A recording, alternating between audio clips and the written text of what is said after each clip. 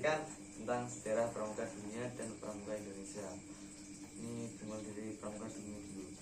Kan pramuka berawal dari gagasan Lord Baden-Powell, seorang perwira militer asal Inggris yang memperkenalkan pendidikan kepanduan berbasis aktivitas luar ruangan untuk anak-anak. Berkeprihatinan Baden-Powell terhadap masa depan generasi muda setelah melihat perilaku anak-anak yang tidak terdidik dengan baik di masa pasca perang menjadi dasar dari ide pembentukan gerakan ini. Baden-Powell sangat terinspirasi oleh pengalaman-pengalamannya saat bertugas di India dan Afrika Selatan sebagai seorang perwira militer. Ia berhadapan dengan banyak tantangan dalam berkomunikasi, bertahan hidup di alam terbuka, serta memimpin anak buah yang kurang terdidik. Pengalamannya ini membawanya pada kesimpulan bahwa pemuda yang dididik untuk memiliki keterampilan praktis dan moral tinggi akan bertumbuh menjadi individu yang lebih siap menghadapi tantangan hidup.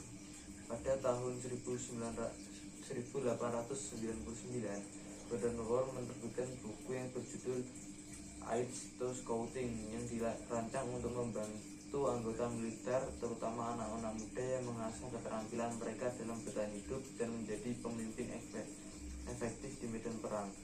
Namun buku ini mendapat perhatian luas di luar dunia militer, khususnya di kalangan pemuda. Memiliki potensi ini, Baden-Powell mulai menyusun rencana untuk memperkenalkan konsep tersebut ke dunia pendidikan umum.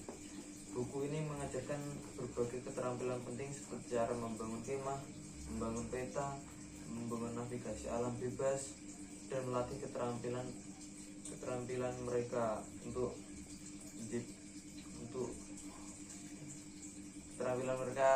pengamatan. Lebih dari itu, buku ini juga menekankan pentingnya moralisasi seperti keberanian, ketulusan, dan tanggung jawab. Di dasar ini menjadi landasan bagi apa yang nantinya dikenal sebagai gerakan pramuka. Pada tahun 1907, Baden-Powell mengadakan perkemahan pertama yang berada di Pulau Bronsey yang terletak di Inggris. Di sini, untuk pertama kalinya sekelompok 20 anak laki-laki dari berbagai latar belakang sosial mengikuti kegiatan yang dirancang untuk menguji dan mengembangkan metode pendidikan yang dia ciptakan. Perkemahan ini berfokus pada keterampilan bertahan hidup di alam terbuka, pengalaman memimpin, serta kerjasama dalam tim. Baden-Powell memilih perkemahan tersebut mengajarkan anak-anak untuk mengamati alam, membuat api, mendirikan tenda, serta memecahkan masalah dalam situasi menantang.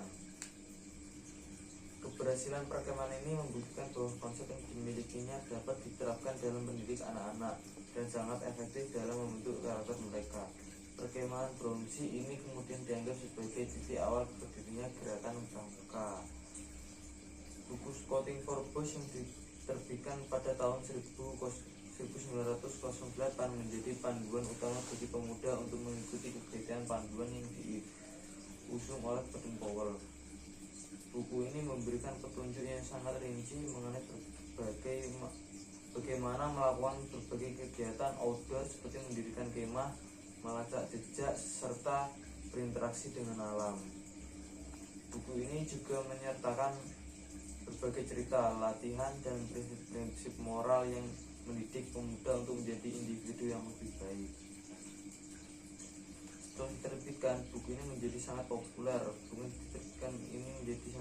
Dan hanya di Inggris, tapi juga di seluruh dunia, dan menjadi acuan bagi banyak negara untuk mendirikan organisasi kepanduan mereka sendiri.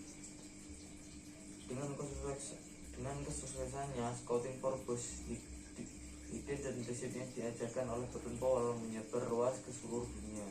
Pada tahun 1910, organisasi The Boy Scout Association didirikan di Inggris yang menjadi model bagi banyak negara lainnya, termasuk Amerika Serikat, Kanada, dan Australia. Pada tahun 1920, gerakan pramuka menjadi sebuah fenomena internasional ditandai dengan jambore dunia pertamanya yang diselenggarakan di London.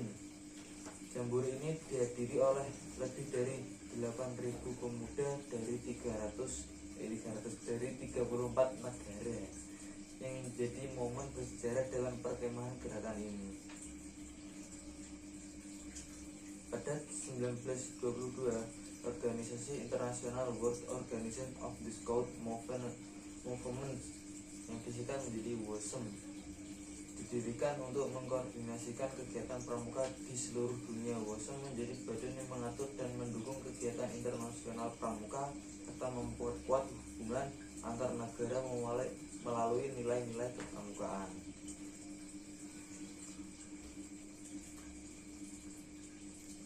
Setiap 4 tahun sekali, Jambor Dunia diselenggarakan untuk mempertemukan anggota pramuka dari berbagai negara. Jambore ini bertujuan untuk mempererat hubungan antar bangsa dan menjadi ajang bagi pramuka untuk ditukar pengalaman, keterampilan dan ide. Di sini anak-anak dan remaja dari berbagai negara belajar untuk saling menghormati, berkolaborasi, dan berbagi pengetahuan. Gerakan pramuka berfokus pada pendidikan karakter yang mencakup 3 aspek utama: fisik, mental, dan sosial. Tiap anggota pramuka diajarkan untuk memiliki integrasi moral, menjadi individu yang jujur, setia, bertanggung jawab terhadap diri sendiri dan orang lain. 2. Menghormati alam, mengajarkan pentingnya menjaga dan melestarikan lingkungan hidup. 3. Menjadi pemimpin dan anggota yang bertanggung jawab, membangun semangat kerjasama, saling mendukung, dan memiliki rasa tanggung jawab terhadap sesama. Prinsip dasar ini dicerminkan dalam Scout Promise Janji Pramuka dan Scout Law Hukum Pramuka yang menjadi pedoman dalam setiap aktivitas dan pembelajaran yang dilakukan oleh anggota pramuka di seluruh dunia. Terus dilanjutkan dengan sejarah gerakan pramuka Indonesia. Gerakan pramuka pertama kali dikenalkan di Indonesia pada masa penjajahan Belanda yang terbentuknya Nederland Indische Pacifier Organizing yang disingkat menjadi NIPO pada tahun 1912. Organisasi ini ditujukan untuk anak-anak Belanda yang tinggal di Hindia Belanda, sekarang Indonesia, dan bertujuan untuk mendidik mereka dengan nilai-nilai kepanduan ala Eropa. Serta itu, di kalangan pemuda pribumi, beberapa organisasi kepanduan yang lebih mengedepankan nilai-nilai nasionalisme mulai muncul. Salah satunya adalah Javanse Pathfinder Organizing yang menjadi JPO yang didirikan pada tahun 1916. JPO merupakan organisasi kepanduan yang dibentuk oleh pemuda pribumi untuk mengajarkan keterampilan dan nilai-nilai kepanduan kepada anak-anak pribumi Hindia Belanda. Pada masa ini, selain JPO, banyak organisasi kepanduan berbasis agama juga mulai bermunculan. Hizbul Watan yang didirikan oleh Muhammadiyah pada tahun 1918 adalah salah satu contoh organisasi kepanduan yang berbasis Islam. Hizbul Watan memiliki tujuan untuk mendidik kaum muda berdasarkan prinsip agama Islam dan juga mengajarkan keterampilan kepanduan yang serupa dengan yang dilakukan oleh pramuka di negara-negara barat. Selain itu, pada tahun 1919 terbentuk juga Nasionalisme Islamitische Pathfinderij yang disingkat menjadi Natipik, sebuah organisasi kepanduan Islam bertujuan untuk memberikan pendidikan berbasis nilai-nilai agama yang Islam dengan pendekatan yang sama seperti pramuka Eropa. Selain perjuangan kemerdekaan Indonesia, organisasi kepanduan sangat aktif dan mendukung gerakan nasionalisme. Mereka berperan dalam memperkuat semangat kebangsaan persatuan serta mendukung perjuangan fisik maupun melalui kegiatan sosial mendukung perlawanan terhadap penjajah. Organisasi kepanduan yang ada baik yang berbasis agama maupun bersifat umum memainkan peran besar dalam mempersiapkan pemuda Indonesia untuk kemerdekaan. Banyak pemuda yang terlibat dalam aktivitas kemerdekaan melalui organisasi kepanduan ini. Setelah Indonesia merdeka pada tahun 1945, banyak organisasi kepanduan yang terpisah berdasarkan agama dan etnis, seperti Hizbul Watan Muhammadiyah, Gerakan Pramuka Indonesia yang telah ada sejak masa penjajahan, dan sebagai organisasi kepanduan lainnya dalam rangka memperkuat persatuan dan kesatuan bangsa serta mendukung pembangunan negara pada tahun 1961.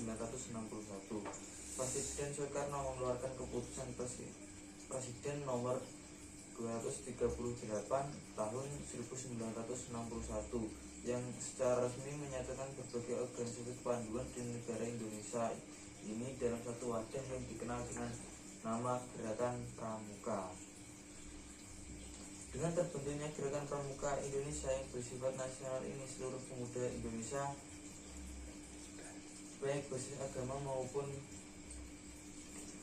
mungkin tidak dapat bergabung dalam suatu negara yang pada pembinaan karakter, keterampilan, dan berbasis pada prinsip-prinsip nasionalisme dan kebangsaan.